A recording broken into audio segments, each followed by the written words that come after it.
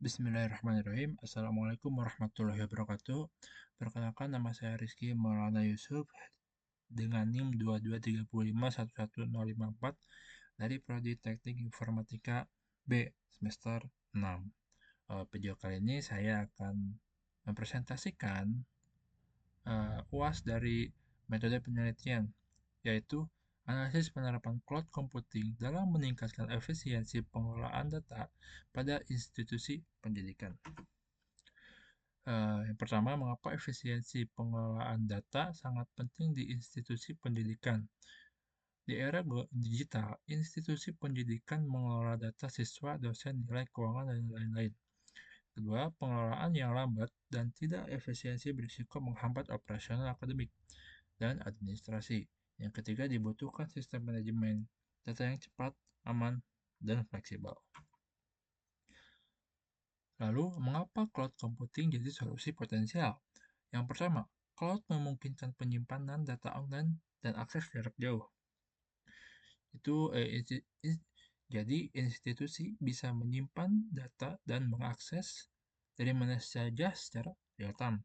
Yang kedua, hemat biaya infrastruktur dan mudah diskalakan. Di sini maksudnya tidak perlu beli server mahal-mahal, jadi kapasitas bisa ditambah sesuai kebutuhan. Yang ketiga, cocok untuk kebutuhan pendidikan yang dinamis. Maksudnya mendukung sistem pembelajaran modern dan fleksibel. Masalah yang dihadapi institusi pendidikan di Indonesia. Yang pertama, itu adopsi cloud masih rendah. Di sini maksudnya banyak institusi belum menggunakan cloud secara maksimal. Yang kedua ada hambatan, SDM belum siap, anggaran minim, dan isu keamanan. Maksudnya itu kurangnya pelatihan, dana terbatas, dan kekhawatiran keamanan menghambat. Yang ketiga itu efek, data lambat, aman hilang, tidak efisien.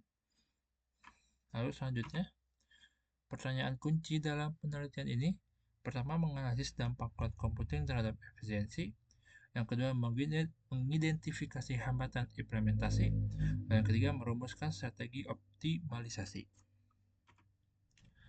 Nah, selanjutnya apa yang dicapai penelitian ini? Pertama, menilai dampak cloud terhadap efisiensi. Maksudnya, apakah cloud benar-benar meningkatkan kinerja data atau tidak? Yang kedua, mengungkap hambatan adopsi. Di sini maksudnya itu faktor penghalang utama apa yang ditemukan di lapangan tersebut. Yang ketiga, memberikan strategi implementasi.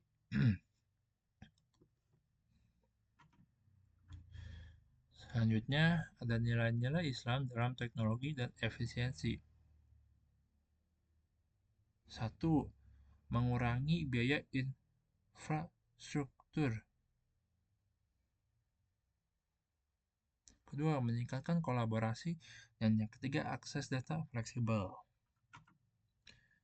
Selanjutnya, bagaimana cloud bekerja untuk pendidikan? Di sini ada pertama memakai model SaaS, PaaS, dan LaaS. Maksudnya 3 jenis layanan cloud yang bisa dipilih sesuai kebutuhan. Yang kedua ada manfaat efisiensi, backup otomatis, dan akses fleksibel. Ini menekan biaya, mencegah kehilangan data, dan bisa diakses kapan saja. Yang ketiga, itu digunakan untuk e-learning atau akademik dan lain-lain. Ini juga maksudnya sudah banyak digunakan dalam kegiatan pendidikan digital. Selanjutnya ada pendekatan CRIS PDM dalam riset ini. Nah, untuk ini itu yang pertama ada 6 tahap bisnis dan data understanding, preparation, modeling, evaluation, dan deployment. Maksudnya itu 6 tahap ini adalah langkah-langkah dalam pendekatan CRIS PDM.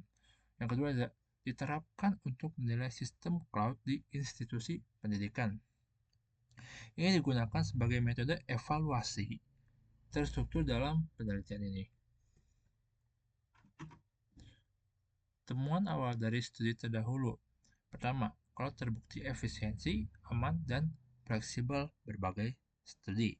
Yang kedua, hambatan. SDM dan infrastruktur, dan yang ketiga solusi hybrid cloud dan pelatihan. Selanjutnya itu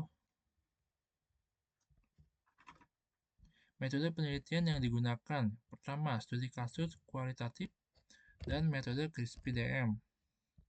Ini maksudnya penelitian yang dilakukan secara langsung dan mendalam menggunakan pendekatan sistematika. Yang ketiga ada teknik observasi dan wawancara. Lalu dokumentasi, itu pengumpulan data dilakukan melalui cara-cara kualitatif lapangan. Dan ketiga itu lokasi, yang dimana lokasinya itu di universitas. Apa yang dipelajari dari penelitian ini? Pertama, cloud efektif untuk modernisasi data pendidikan. Yang kedua, kendala teknis dan manajerial harus diatasi. Yang ketiga, perlu integrasi bertahap. Rekomendasi strategis untuk institusi pendidikan. Pertama, pelatihan SDM Cloud. Yang kedua, perkuat kebijakan digitalisasi. Dan yang ketiga, infrastruktur dan implementasi bertahap. Mungkin itu saja yang bisa saya sampaikan. Terima kasih. Wassalamualaikum warahmatullahi wabarakatuh.